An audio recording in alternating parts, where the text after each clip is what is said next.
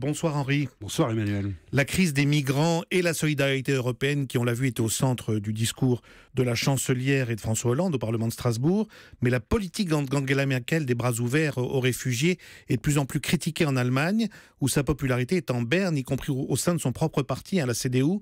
Et celle qu'on a souvent qualifiée d'inoxydable doit aujourd'hui faire face à une sérieuse crise de confiance. Oui, c'est un peu le monde à l'envers, Emmanuel, un paradoxe, et même, sans vouloir être grandiloquent, une forme d'injustice qui frapperait aujourd'hui celle dont on pourrait tout de même dire qu'elle a sauvé l'honneur de l'Europe.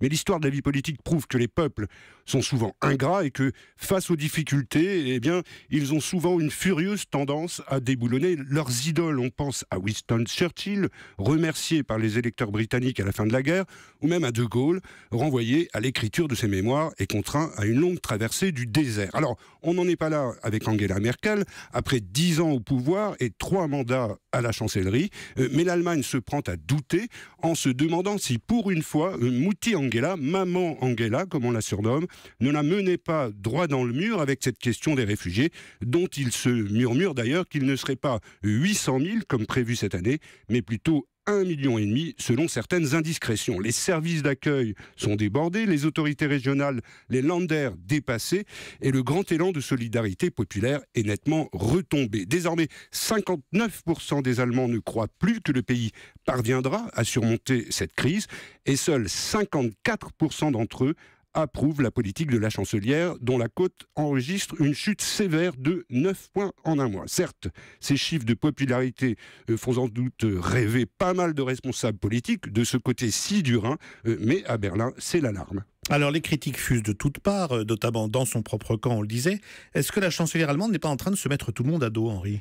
C'est vrai qu'à l'exception des églises, on assiste à une levée de boucliers qui gagne l'ensemble du spectre politique allemand. Ça va de la CSU bavaroise à droite, qui est vent debout contre l'ouverture des frontières, jusqu'au Parti social-démocrate à gauche, qui demande à la chancelière de réduire sensiblement le nombre de réfugiés pour l'année prochaine. Même les barons de la CDU, le parti d'Angela Merkel, sont favorables à l'établissement de nouvelles limites. Ça tangue au gouvernement et ça ne facilite pas les choses au sein de la grande coalition au pouvoir. Alors il y a déjà eu le rétablissement du contrôle aux frontières.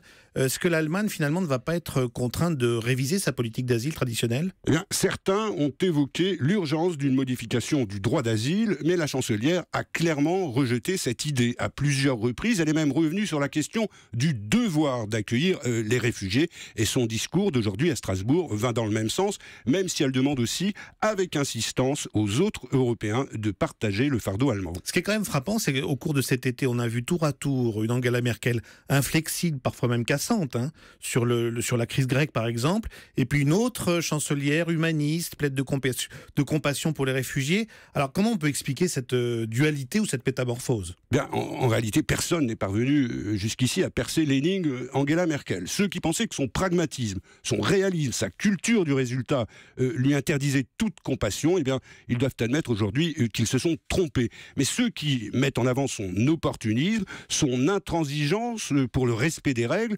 ou même un plan secret pour pallier les insuffisances démographiques de l'Allemagne, eh bien, ils ont tout simplement oublié que cette fille de pasteur, née de l'autre côté du mur, a su rester fidèle aux valeurs qui l'ont construite. C'est d'ailleurs ce qu'elle appelle la responsabilité, et c'est aussi une certaine idée du pouvoir. Merci Henri Hirschhund pour cet éclairage.